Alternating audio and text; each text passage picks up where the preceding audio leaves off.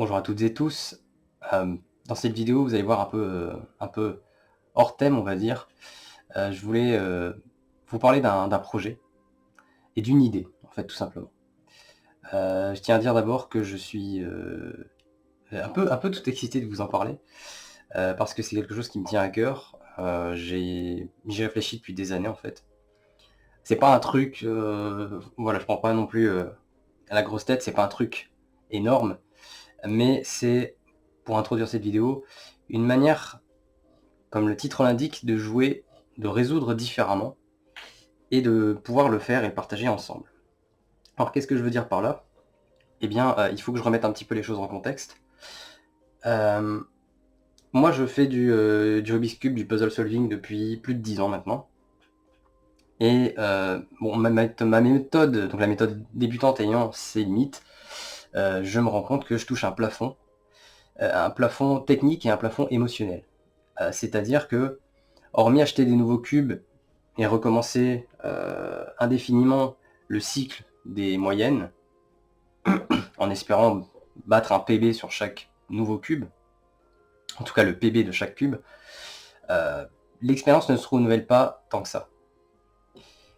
Et partant de ce constat, je me mets même à la place des top tiers, c'est-à-dire les champions du monde du speed solving. Pas forcément de Rubik's Cube, mais de tout puzzle confondu. Je me dis, ces gens, à un moment, ils doivent aussi atteindre leurs limites, et je pense qu'on le fait tous. Que ce soit parce que au bout d'un moment, on perd un peu l'intérêt de ce genre de discipline, ou parce que techniquement, on n'a plus envie d'aller plus loin. Je suis pas en train de dire que je perds de l'intérêt dans cette discipline. Justement, j'ai envie de retrouver quelque chose qui va me pousser à encore plus à m'y plonger. Et donc je me dis, mais il y a peut-être autre chose à faire que simplement faire des chronos indéfiniment pour du chrono. Et, et voilà, je pense que les champions, même si voilà, ils sont sponsorisés, ils ont accès en avant-première à certains cubes de certaines marques, aux nouveautés, ils sont présents dans des reportages, dans des interviews, ce genre de choses. Je me demande si ces gens-là commencent pas aussi un petit peu à bloquer, on va dire ça comme ça. Euh, et donc, moi, ma pensée ces derniers mois, en fait, ça a été de me dire, est-ce qu'on pourrait pas utiliser le Rubik's Cube pour autre chose? Est-ce qu'on pourrait pas utiliser nos temps à d'autres fins que simplement la pure performance? Et bien entendu, ben, j'ai eu tout de suite une pensée. Alors j'ai déjà expliqué dans une autre vidéo qui parle notamment de l'avenir du Rubik's Cube, ou en tout cas du puzzle solving, qu'une des voies qu'on pourrait emprunter pour renouveler un petit peu tout ça, ce serait que les cubes soient des cubes numériques. C'est-à-dire qu'on puisse, sur un cube comme celui-ci, tout simplement substituer les autocollants à des espèces de petits écrans, et qu'on puisse personnaliser un peu nos expériences, voire introduire des jeux numériques, des jeux digitaux dans le cube lui-même. J'ai pris l'exemple très simple du match 3. Le match 3, pour ceux qui l'ignorent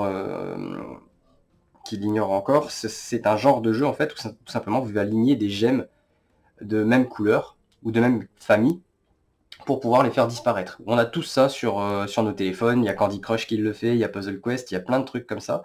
Et en fait, voilà, ce serait une manière super ingénieuse de réinventer l'utilisation du Rubik's Cube. Mais ça, j'y reviendrai peut-être dans d'autres vidéos. C'est pas le sujet aujourd'hui. C'est une façon d'envisager l'utilisation, une nouvelle utilisation originale du Rubik's Cube. Moi, là où je voudrais en venir aujourd'hui, et je vais conclure mon introduction là-dessus, c'est que, bon, récemment, j'ai réfléchi, je me suis dit, mais j'aime les jeux de rôle.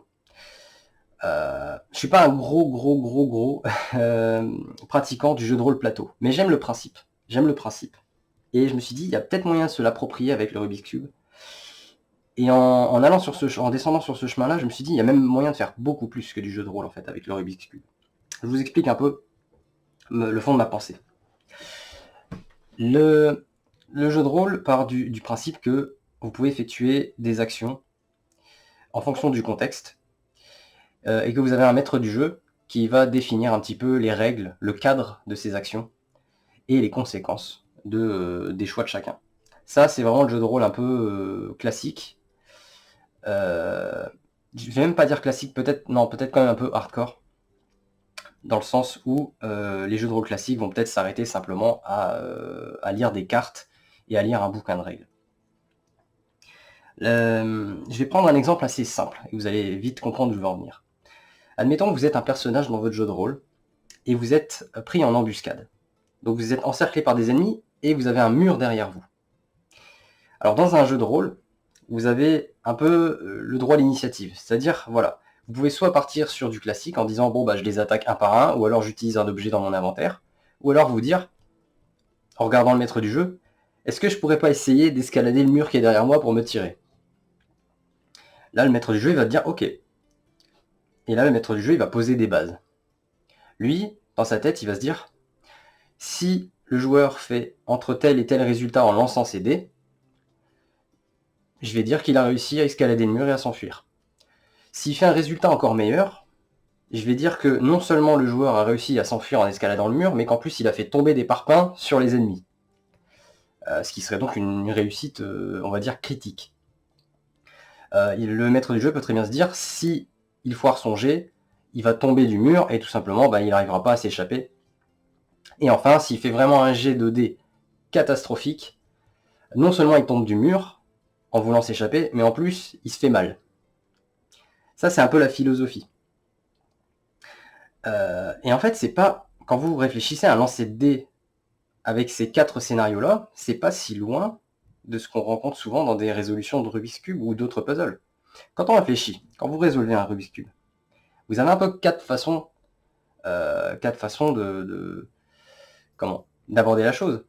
Soit votre temps, il est bien, soit votre temps, il est bof, soit il est merdique, parce que voilà, il y a eu un accident, ou un mauvais look ahead, ou une anticipation, enfin bref, c'est un solve de merde. Soit vous avez des solves exceptionnels, où vous avez des skips, ou alors vous avez fait une exécution de ouf. Ce que je viens de vous dire, en fait, c'est simplement, j'ai transposé une qualité de résolution de Rubik's Cube à un lancer de dés. Vous avez un échec critique, un échec simple, standard on va dire, un succès standard et un succès critique. Et là je pense que peut-être vous commencez à voir un petit peu où je veux en venir. Et donc, simplement transposer la même situation, ce qu'on pourrait dire c'est, ok, tu veux escalader le mur? D'accord, alors tu vas me faire un solve. Si tu fais un solve exceptionnel, eh bien, tu réussis à t'échapper et tu fais tomber une brique sur les ennemis. Si tu fais un solve réussi, on va dire un solve à succès, un bon solve, tu arrives à t'enfuir. Si tu fais un mauvais solve, tu tombes du mur. Et si tu fais un très mauvais solve, tu tombes du mur et tu te fais mal. Et comment alors mettre ça en exercice, en pratique? Eh bien là, il a fallu justement que je cherche un petit peu une formule. Parce que vous allez vous dire, bah oui, mais c'est bien, mais comment tu définis ce qui est exceptionnel, ce qui est bon, ce qui est mauvais et ce qui est très mauvais? Et ça, en fait, c'est comment dire, la pierre angulaire, en fait, de ce projet. C'est de trouver une formule qui permette à tout à chacun, peu importe son niveau, peu importe son expérience du Rubik's Cube ou du solving en général, d'avoir droit aux mêmes, aux mêmes règles, d'être impacté, on va dire, de la même manière dans ses choix que quelqu'un qui n'a pas du tout les mêmes statistiques. C'est-à-dire que je vais vous présenter la formule dans pas longtemps, en tout cas une tentative de formule, ce serait de dire qu'un joueur qui a une moyenne de 10 secondes puisse jouer avec un joueur qui a une moyenne de 40 secondes. Et ça en toute transparence en fait. Alors je vais arriver simplement à la formule. Est-ce que... Voilà, donc là je vais simplement revenir sur ce que je disais tout à l'heure. Voilà, donc ça c'était un petit peu un texte que j'avais prévu à l'avance. Donc en disant voilà, ici, une résolution qu'on va appeler à succès. Entre parenthèses, S comme success en anglais. Donc c'est un temps positif, bon, qui se situe sous la moyenne. Donc sous-entendu sous votre moyenne. C'est-à-dire que un temps à succès, une résolution à succès sera forcément différente selon l'utilisateur. Vous n'avez pas tous la même moyenne. Donc il y a un calcul qui va définir un petit peu ces conditions-là. Ensuite, vous avez un succès critique, donc un CS, un critical success, qui sera un temps meilleur que un succès, donc un temps meilleur que bon, c'est-à-dire un temps exceptionnel. Donc plus largement, il faut s'imaginer un temps que vous faites pas forcément souvent, et qui vous met quand même la banane. Ensuite, on a les temps échecs. Donc entre parenthèses F comme failure. Donc ce sont des temps plutôt négatifs, mauvais, qui se situent au-delà de votre moyenne. Donc vous allez vite voir qu'en fait la moyenne joue un rôle important dans le calcul, parce que c'est elle qui va définir un petit peu toutes les qualités de résolution, j'ai envie de dire. Et enfin, on a l'échec critique, donc le CF, le critical failure, qui est un temps qui est pire qu'un mauvais temps, et qui est donc considéré comme un temps catastrophique. Voilà. Alors, une fois qu'on a effectué ceci, j'ai pris un exemple, j'ai pris ma moyenne à moi, et j'ai mis en route une formule. Alors, donc, cette formule dit que pour un utilisateur qui a une moyenne de 25 secondes, pour faire un critical success, donc une résolution exceptionnellement bonne, il faut que le temps soit en dessous de, et là je vous mets la formule. La formule c'est la moyenne moins la moyenne divisée par 4. Alors pourquoi j'ai utilisé le dividende, je ne sais plus quel est le terme, pourquoi j'ai utilisé le 4, une division sur 4? Eh bien en fait simplement 4 c'est en référence aux catégories de résultats qu'on va voir, puisqu'on a un succès critique, un succès, un échec et un échec critique. Voilà, c'est tout simplement ça, j'ai pas cherché beaucoup plus loin. Vous allez vite voir que aussi je ne suis pas mathématicien ni statisticien, je fais ça un petit peu à l'instinct, et donc j'obtiens quand même des statistiques qui sont cohérentes avec mon ressenti.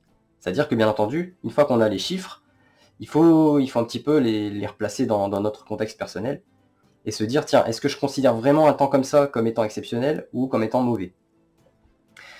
Donc voilà, en faisant cette formule, donc moyenne moins, entre parenthèses, la moyenne sur 4, eh bien j'obtiens 19 secondes. Ce qui veut dire que, à ce stade-là, pour faire une résolution exceptionnelle, il faudrait que je passe en dessous, il faudrait que je sois à 19 secondes ou en dessous. Ensuite, le succès, il n'y a pas de formule. Pour un temps, une résolution qui est bonne, tout simplement, elle sera comprise entre un succès critique et ma moyenne, c'est-à-dire entre 19 et 25 secondes, tout simplement. Un échec, donc un failure, lui, sera un temps compris entre l'échec critique et la moyenne. Et l'échec critique est calculé, lui, cette fois-ci, en fait, à l'inverse du succès critique. Vous avez moyenne, sauf qu'au lieu de faire moins moyenne sur 4, vous faites plus moyenne sur 4.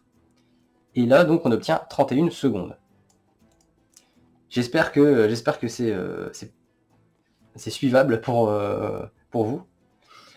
Donc voilà, pour faire court, un succès critique, donc ce sera en dessous, égal ou en dessous de 19 secondes.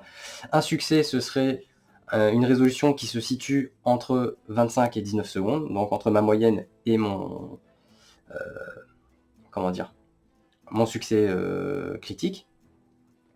Un mauvais sol, donc un échec, on dirait, ce serait entre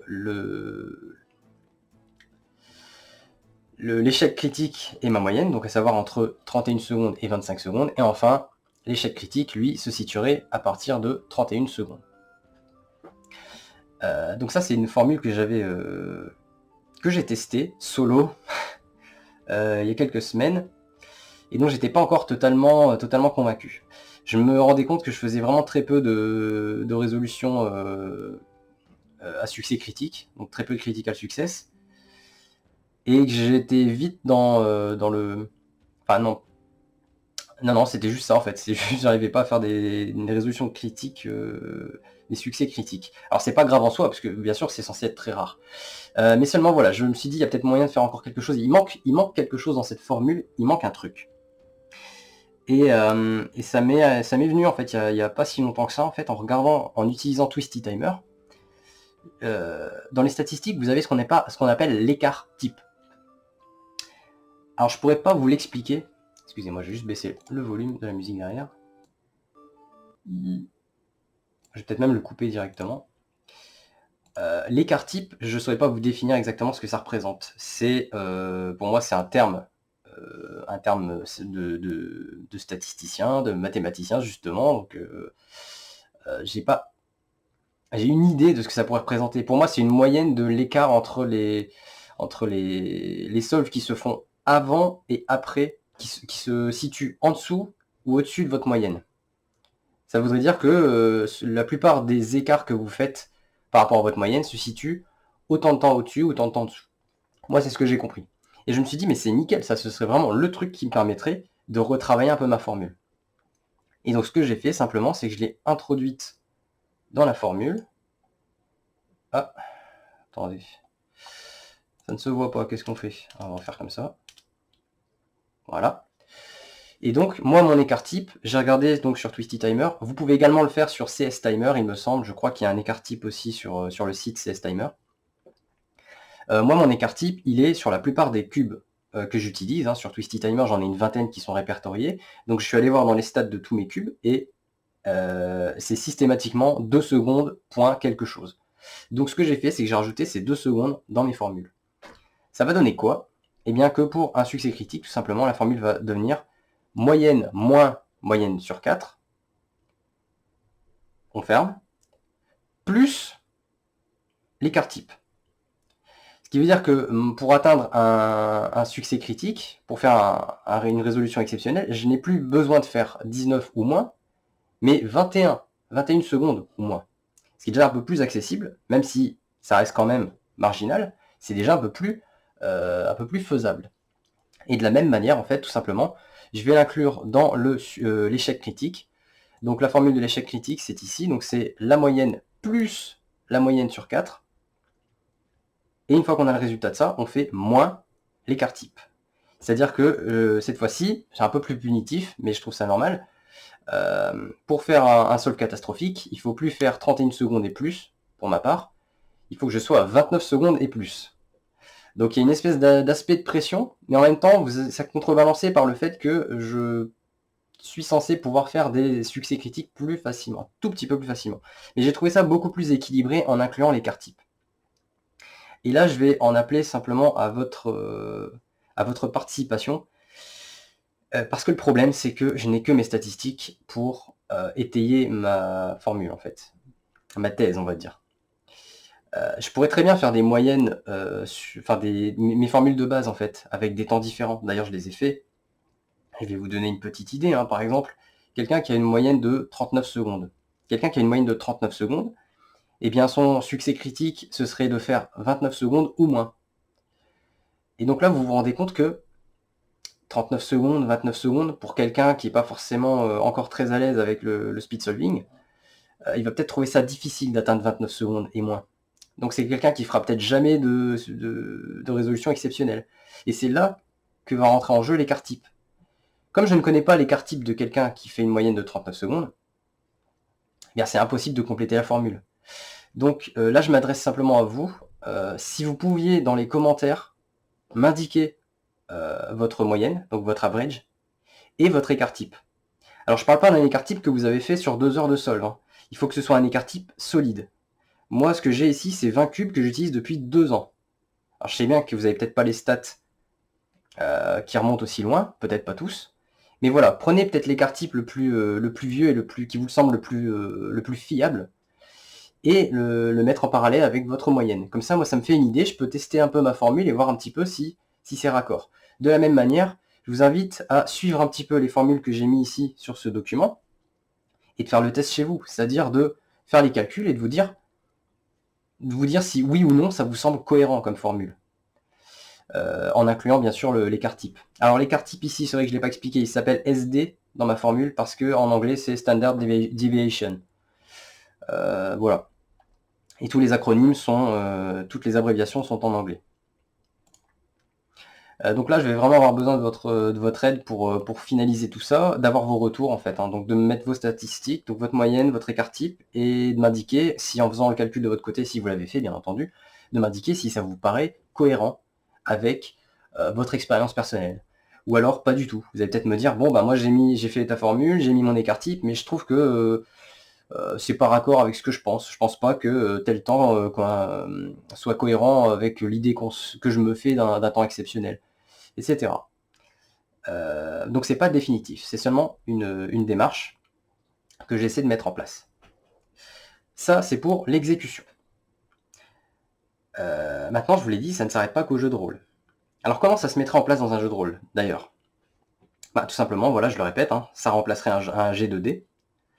À partir de là, vous pouvez faire quoi? Vous pouvez faire, voilà, vous pouvez créer un personnage en lui disant il a une attaque de base. Son attaque de base peut faire, selon ses 4 résultats, autant de points, autant de points, autant de points, autant de points. Il aurait une capacité spéciale, voilà, je sais pas moi, c'est un prêtre, hein, je sais pas, c'est un prêtre, il peut attaquer, mais il peut aussi soigner les gens. Alors quand il soigne, voilà, selon qu'il fait un succès critique, un succès, etc., il fait autant de points, autant de points, autant de points. Et vous pouvez vraiment vous créer un monde là-dessus, hein. Vous pouvez faire des utilisations de sorts, des utilisations de compétences, des actions contextuelles, hein, comme je l'ai expliqué, avec votre maître du jeu, en lui expliquant, voilà, je voudrais faire ça, je voudrais négocier, je voudrais escalader, je voudrais faire ci et ça. Le maître du jeu peut vous dire, ok, bon, je vais définir les conséquences selon la qualité de ton solve. On peut vraiment partir hyper loin. D'ailleurs, pour la petite anecdote, j'ai commencé justement tout ce projet, je l'ai commencé en mettant en place une espèce de livre de règles pour faire un jeu de rôle que j'avais vraiment élaboré, hein. J'avais fait des mobs, j'avais fait un lore, j'avais fait des environnements, j'avais fait une espèce de RNG aussi basé sur la résolution de cubes pour créer un petit peu le contexte et le donjon. Malheureusement, je ne suis pas un game designer. C'est très difficile à porter tout seul. Et je me suis rendu compte que plus j'essayais de mettre des choses et plus ça devenait confus. Et en plus, avec toutes les règles que je mettais en place, je me rendais compte le tour d'un joueur mettait énormément de temps et beaucoup de solve à la suite. Et donc je me suis dit, ça va casser les rythmes, les gens vont pas supporter ça. Dans un jeu de rôle, on joue chacun son tour, et la résolution d'un cube étant scalée, si vous jouez avec des gens qui mettent 1 minute 30 à résoudre et des gens qui résolvent en 10 secondes, ça sera pas équitable partout.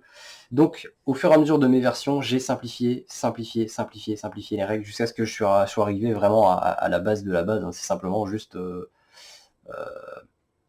il y a des méchants, il y a des gentils, on attaque ou on utilise une compétence spéciale et c'est tout. Je vais pas vous partager les règles de ça, hein. Je pense que c'est mieux que vous fassiez vos propres règles et je pense que c'est tout à fait propice, cette façon de voir. Mais pour ceux qui ne seraient pas trop jeu de rôle, vous pouvez tout à fait imaginer des choses beaucoup plus simples, comme par exemple une course. Vous voulez jouer avec quelqu'un, vous voulez faire une course. Vous vous dites comme objectif, vas-y, le premier qui arrive à 50 points, il a gagné. Donc vous posez les bases, vous vous dites, voilà, une résolution qui est un succès critique donne 5 points. Une résolution qui fait juste un succès normal donne 2 points. Une résolution qui fait un échec donne 1 point. Et un échec critique donne 0 point. Et comme ça, chacun à votre tour, vous faites un solve, ou alors en même temps, c'est vous qui décidez, et le premier joueur qui arrive à 50 points, il a gagné, tout simplement. Et ce qui est bien, c'est que, peu importe votre niveau, je le répète, vous pouvez jouer un gars qui fait un average de 10 secondes contre un mec qui fait un average de 50 secondes. Il n'y a absolument aucun problème de jouer dans ces conditions, puisque vous aurez chacun vos objectifs, en fait, selon votre niveau. Vous pouvez aussi tout simplement faire un versus, hein. Vous mettez une barre de vie chacun, vous dites voilà, on a chacun 30 PV, on attaque chacun notre tour en faisant des résolutions, et le premier qui a sa barre de vie à 0 points, il a perdu tout simplement, et voilà. Ce qui est bien, c'est que vous pouvez autant jouer en versus qu'en coop. Quand je disais jouer ensemble, ça veut aussi dire pouvoir jouer une aventure ensemble, pas forcément dans un jeu de rôle. Il faut imaginer des règles un peu plus ouvertes ou sur d'autres façons de jouer, d'autres mécanismes de jeu. Mais voilà, pourquoi pas faire une équipe, ou jouer en équipe contre une autre équipe. Enfin voilà, je pense que vous avez une bonne idée. Je vais arrêter de radoter maintenant, mais je pense que vous avez une idée vraiment de ce où je veux en venir. Et je pense qu'avec ce moyen-là, c'est juste dommage en fait. Ce qu'il me faudrait, moi, parce qu'à chaque fois je dois faire les calculs manuellement, ce qui serait génial, c'est que je puisse trouver un outil qui me permette une espèce de petit programme. D'ailleurs, s'il y a des gens parmi vous qui savent coder ça, ce serait génial. C'est une espèce de petit programme dans lequel tu mets juste ton average, ton écart type, tu cliques sur OK, ou alors tu valides avec ton clavier, et le machin, il te calcule toi-même ce que tu dois avoir pour faire un succès critique, etc. Ça, ce serait vraiment de la tuerie. Il n'y aurait plus qu'à faire ça, en fait. Les gens, ils auraient ça chez eux, ils lanceraient le programme, ils mettent leurs stats, hop, hop, ils sont partis dans le jeu, ils n'ont plus besoin de se casser la tête avec une calculette ou quoi, une calculatrice. Et là, ils sont partis et ils posent leurs règles de jeu. Donc voilà. Alors je suis assez... J'espère que la vidéo n'a pas été trop confuse. Si jamais elle l'est, n'hésitez pas à me le dire aussi dans les commentaires, à me dire voilà, t'es allé vachement vite, on n'a pas tout compris, t'as utilisé beaucoup de termes, tu parles très vite, ou c'est sans image, c'est pas facile à suivre. N'hésitez pas à me faire des retours sur la vidéo, je suis tout à fait prêt à en faire une seconde, si nécessaire. D'ailleurs, de toute façon, si vraiment vous participez dans les commentaires et que vous me donnez vraiment les informations demandées, je ferai un retour dessus pour donner un petit peu l'avis général des viewers et des commentateurs. J'ai très hâte d'essayer tout ça. Alors évidemment, moi le souci, c'est que je suis tout seul pour faire ça. C'est-à-dire que c'est bien beau de mettre jouer ensemble, mais voilà, je suis solo dans mon environnement, dans mon entourage. Il n'y a personne qui en fait, qui fait de Rubik's Cube ou de speed solving, hein. Je le rappelle, c'est pas forcément que sur le Rubik's Cube. Vous pouvez adapter ça avec n'importe quel casse-tête, du moment que vous utilisez du moment que les joueurs qui jouent ensemble utilisent le même, on va dire ça comme ça. Mais voilà, j'ai personne avec qui tester. Donc ce serait aussi l'occasion de tester lors d'un live. Je peux pas prévoir, hein, comme d'habitude, je peux pas vous dire ça à l'avance. Mais ça me botterait bien de tester ça en stream. Je sais pas comment faire parce qu'il faudrait que j'affiche les règles quelque part. Ce serait vraiment un bordel à mettre en place, je pense, sans avoir de connaissance du sujet au préalable. Mais voilà, à l'avenir, c'est un truc sur lequel je vais me pencher, d'essayer de pouvoir tester ça avec des gens en ligne, ce serait cool. Mais en attendant, n'hésitez pas à le faire solo. Vous pouvez d'ailleurs le faire solo, hein. Vous pouvez vous imposer une règle et jouer tout seul contre une entité abstraite, hein, que vous auriez définie. Il n'y a pas de souci à ce niveau-là, hein. Donc voilà le projet, tout ce que j'avais à dire là-dessus. Je vous ai mis les formules là, n'hésitez pas, vous faites une capture, vous regardez un petit peu, vous testez ça chez vous. Alors par contre, c'est vrai que j'en ai pas parlé, il se peut que vous tombiez sur forcément des décimales et des choses comme ça. Pour arrondir les décimales, je vous avoue que j'ai pas encore de règles établies. J'ai envie de dire que ça dépend si c'est pour un échec critique ou un échec... pour tout ce qui est bon ou mauvais, c'est-à-dire success ou failure, donc succès standard ou échec standard, j'ai envie de dire supprimer les décimales tout simplement et garder juste le nombre de secondes. Et pour ce qui est échec critique et succès critique, là il y aura peut-être lieu d'arrondir au-dessus ou en dessous, selon l'unité de seconde la plus proche. Je pense que c'est plus propre de faire comme ça. Voilà, c'est juste un détail auquel je pense en regardant mes formules. Voilà, donc est-ce que j'ai autre chose à rajouter? Je regarde un petit peu, mais... Non, c'est vrai que je pense que ça, ce serait vraiment une façon de relancer un petit peu le sujet aussi. Je sais pas si quelqu'un a déjà pensé à ça, ou une marque, mais voilà, ça c'est un gros projet, une idée qui m'est apparue simplement en remarquant que c'est bien beau d'acheter des cubes et de faire des résolutions à l'infini, mais il faut que ça mène à quelque part, il faut que ça fasse quelque chose, et j'ai plus forcément autant de plaisir qu'avant à faire des soldes. J'ai toujours du plaisir, mais voilà, il est différent d'il y a 10 ans. Donc forcément, il y avait une progression, il y avait la nouveauté, il y avait des nouveaux cubes, etc. Là, l'euphorie est un petit peu passée, et pas pour dire que je suis blasé de ce qu'il advient du speed solving actuellement, mais bon voilà, ça ralentit un petit peu, et donc je pense que c'était le moment aussi d'apporter un petit peu ça. Donc si vous avez des amis, n'hésitez pas à me donner également vos expériences multijoueurs, hein. Si vous avez testé ça, non pas tout seul, mais avec des gens, me donner aussi les avis des gens avec qui vous avez testé ça. Vraiment, j'ai très hâte de savoir en fait ce que vous allez penser de cette vidéo, de ce projet, de cette idée, et de voir ce que vous allez en faire. Et également, j'attends impatiemment les retours que vous pourriez me faire là-dessus. Voilà, là-dessus, je vais terminer et conclure la vidéo. Je vous rappelle, hein, précisez-le s'il y a des trucs que vous n'avez pas compris, si c'est compliqué, si la vidéo est un peu bordélique, n'hésitez pas. C'est vrai que j'ai pas mis beaucoup d'efforts dans la mise en page, mais je vous invite à faire ça. Pour moi, parce que moi ça me dérangerait vraiment pas de reprendre le sujet et de le faire un petit peu mieux si vous me communiquez un petit peu les problèmes de la vidéo. Voilà, merci comme d'habitude pour votre visionnage, merci pour votre intérêt, hein. Je sais que c'est pas une vidéo auquel je vous habitue, hein, les hors-thèmes comme ça. Mais en tout cas, je vous remercie pour votre futur soutien, hein, si l'idée plaît. Et je vous dis donc à la prochaine, et peut-être sur le stream, un de ces quatre, hein, je sais pas encore quand, mais voilà, j'ai très hâte de revenir aussi en live pour tester ça. Voilà, merci à tous et prenez soin de vous et amusez-vous avec vos cubes comme d'habitude. Salut, salut!